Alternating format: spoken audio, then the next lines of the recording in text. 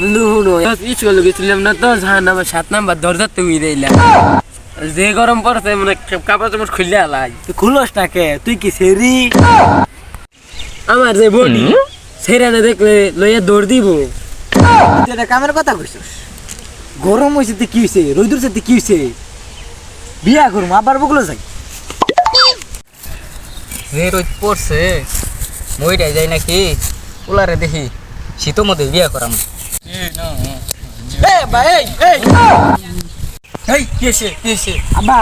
আমার বিয়া করে দিলে তো কি এর বিয়া হ্যাঁ দুধ পড়ছে হ্যাঁ বিয়া যা সামনে শীত মধ্যে বিয়া করাই দিব